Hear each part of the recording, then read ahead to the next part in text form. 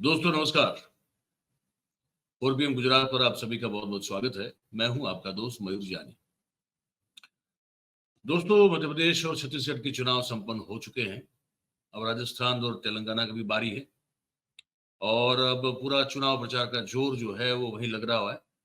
हर party जो है वहां अपना पूरा दमखम दिखाने की कोशिश करती है, लेकिन मध्य प्रदेश में विशेष रूप से जिस तरह से चुनाव हुआ और जो विकृत दृश्य हमको देखने पड़े, हमारे सामने आए, वो बड़े चौंकाने वाले थे। आम किसी का डर रखे बगैर, किसी से न डरते हुए कांग्रेस, विशेष रूप से कांग्रेस के जो प्रत्याशी थे उन पर जो हमले हुए, पुलिस की मौजूदगी में हुए, ऐसे दृश्य हमने देखे।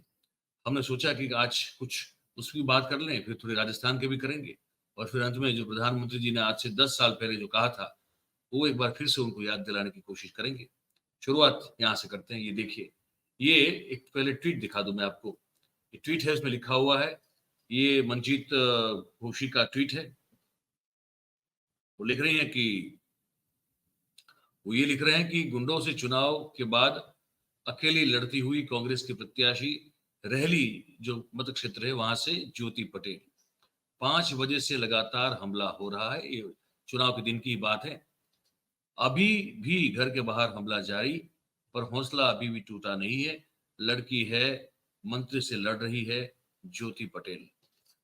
अब आप सुनिए वो दृश्य, आप देखिए भी, साथ में सुनते भी जाइए और फिर इस पर आप क्या सोचते हैं हमको जरूर से बताइए।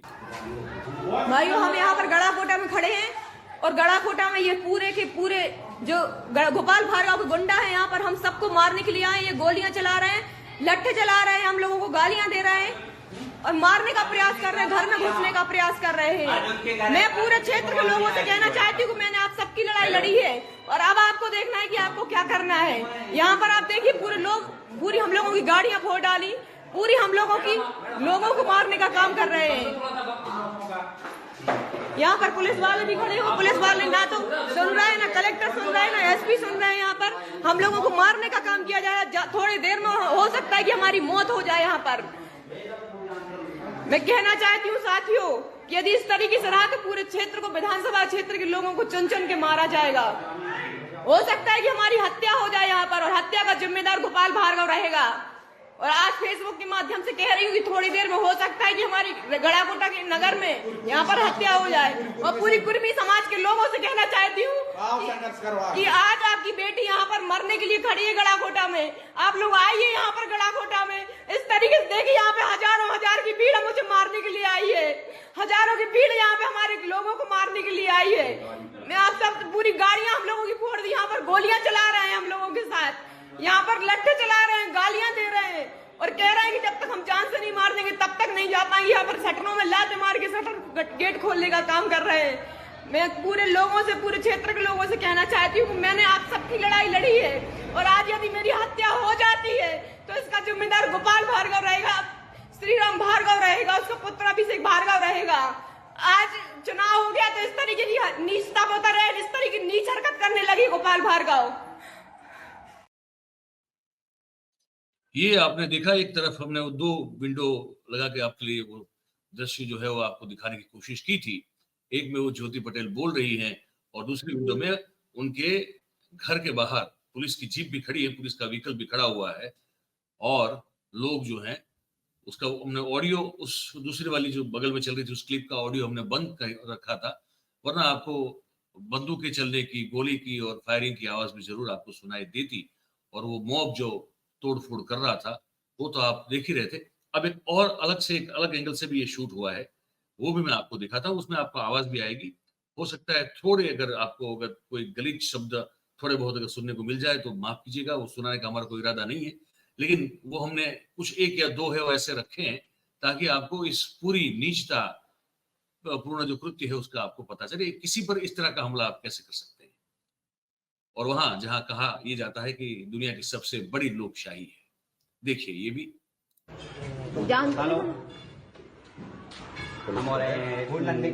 तुम्हारे कहाँ हो, गाड़ी खोल रहे? अच्छा, तुम्हारे हो कहाँ दिखा रही? तुम्हारा वीडियो बनाओ तो आदमी पूरा में बन जाए। क्यों क्या तुम तो गए हो? है?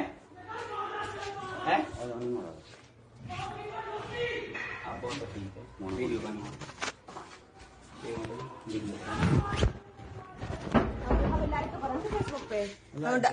लोगों को ज्योति तो चला बना सकते देव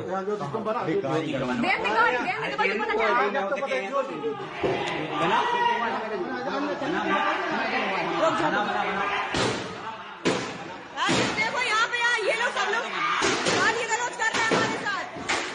ये देखो गाली गलौज कर रहे हैं लोगों को हमारे साथ। आप देखिए यहाँ पे ये देखो पहले लोग हमारे साथ कैसे कर रहे हैं, लठ मार रहे हैं सभी लोग।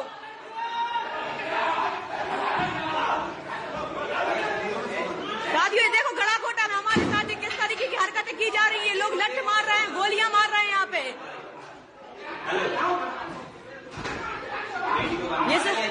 ये पुलिस वाले भी संरक्षण दे रहे हैं इनको।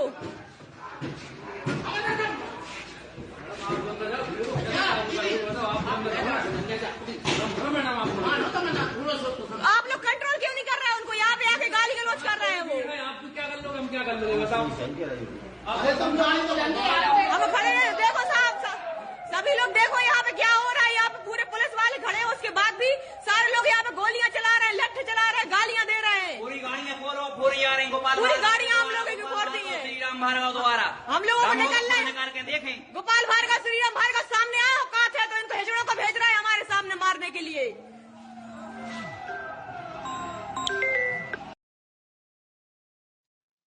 तो ये दृश्य भी आपने देख लिया। पुलिस है, पुलिस कह रही है कि आपको क्या पता कि हम क्या क्या नहीं कर रहे हैं या क्या कर रहे हैं, हम कोशिश कर रहे हैं।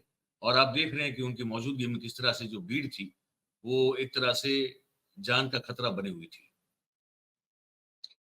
ये नया भारत है, ये नए भारत में हम सभी एक दूसरे को स्वागत करके जो है आप क्या कहते हैं अभिनंदन दे दें और क्या कर सकते हैं। दूसरी ओर राजस्थान में कुछ और भी हो रहा है। राजस्थान में एक दृश्य आया हमारे सामने, तो हमने सोचा कि इस पर भी बात कर लेते हैं। ये पहले ट्वीट देख लीजिए आप। ये ऋषभ कुमार शर्मा का ट्वीट है। कहते हैं कि लाल सौट में एक युवा ने मुख्यमंत्री अशोक गहलोत को बताया चिरंजीवी योजना से कैसे उन्हें लाभ हुआ है। इस बार सांप्रदायिकता नहीं काम बोल रहा है। ठीक है, बाद वो दृश्य मैं आपको दिखा दूं।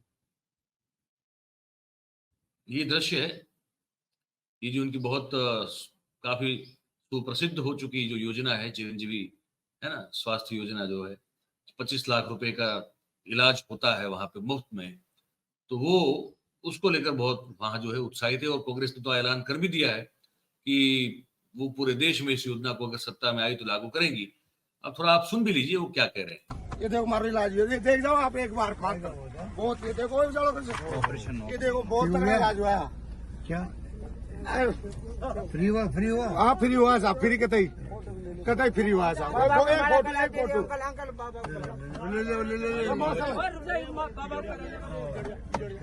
क्या ले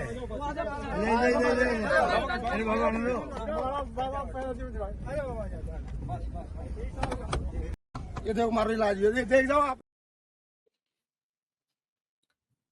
तो योजनाएं तो है वो तो जनता के लिए ही बनाई जाती हैं सरकारों के द्वारा, और उसका अगर लाभ मिले तो कोई बड़ी बात नहीं होनी चाहिए, क्योंकि लाभ मिलना ही तो उसका औचित्य होता है, लाभ मिलना ही तो उसका काम होता है।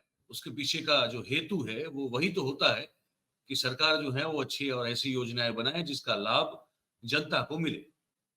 तो इसमें कोई बड़ी बात नहीं, लेकिन बड़ी बात इसलिए कभी कभार हो जाती है क्योंकि इस देश में हम देख रहे हैं कि वादे बहुत बड़े बड़े किए जाते हैं। वो याद है ना आपको, स्मृति ईरानी वाला 13 रुपए किलो चीनी मिल जाएगी, है ना। फिर कहा जाता है 15 लाख रुपए आपके बैंक अकाउंट में आ जाएंगे।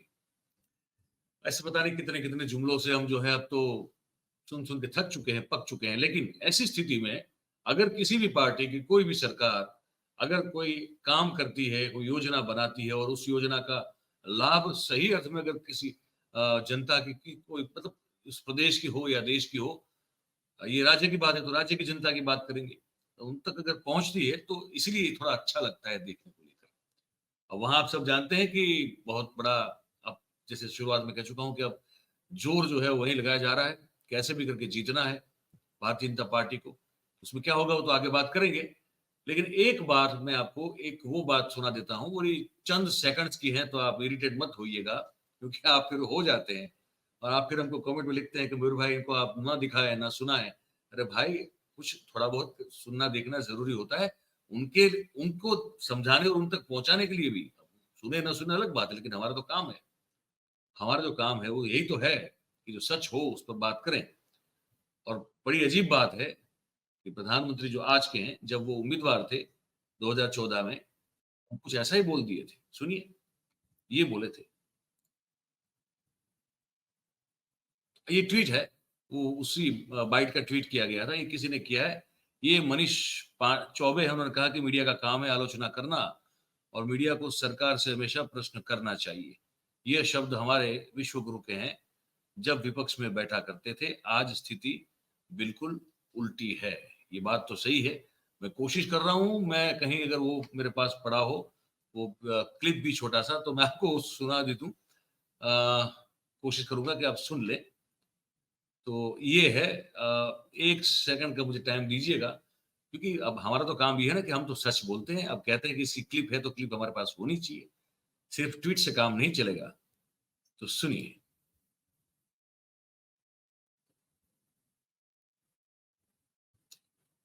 ये सुनाने की कोशिश हम करने की कोशिश कर रहे हैं, लेकिन पता नहीं क्यों हम थोड़े, लगता है कि वो शायद ट्वीट ही कटा है, वो बाइट नहीं कटा, शायद ऐसा लग रहा है मुझे। पर यकीन मानिए उसमें वही बोले हैं, यही बोले हैं तो जो लिखा है इसमें कि मीडिया का काम है आलोचना करना, सरकार की आलोचना करके उनको सवाल पूछना, जनता के प्रति वफादारी दिखाते हुए सत्ता में बैठे लोगों से सवाल पूछना, यही तो मीडिया का काम है। और ये तब वो बोल रहे थे जब ये था कि भाई मीडिया तो ऐसा कुछ कर ही नहीं रहा है, उस समय वो कह रहे थे। पर आज जब हम वही काम कर रहे हैं तो पता नहीं क्यों बहुत तकलीफ हो रही है इनको, और इनके जितने भी भक्तजन हैं, जितने भी चेले चपाटे हैं, उनको बड़ी तकलीफ हो रही है। अरे महाराज, आप ही के तो साहब क्या ये कहा करते थे आज से 9.5 साल पहले तक। हाँ, अब क्या हो गया कि अब जब सवाल पूछते हैं तो गलत लगता है। तो यही बात करनी थी हमको आज इस पूरे वीडियो में। अब आप पूरे कार्यक्रम को देख के आप क्या सोच रहे हैं, आपकी क्या राय बनी है, हमको ये कमेंट बॉक्स में लिख के जरूर से बताइएगा। तो बात अगर आपको हमारी पसंद आ रही हो, अच्छी लग रही हो, तो फिर इस वीडियो को लाइक करें, इस वीडियो की लिंक को हो सके उतना शेयर करें, और हमारा जो चैनल है 4PM गुजरात, उसको आप सब्सक्राइब करें और अपने आसपास के लोगों से करवाएं। बहुत बहुत धन्यवाद करते हैं आप सभी का जो इस कार्यक्रम में हमारे साथ जुड़े हैं। Thank you very much. नमस्कार।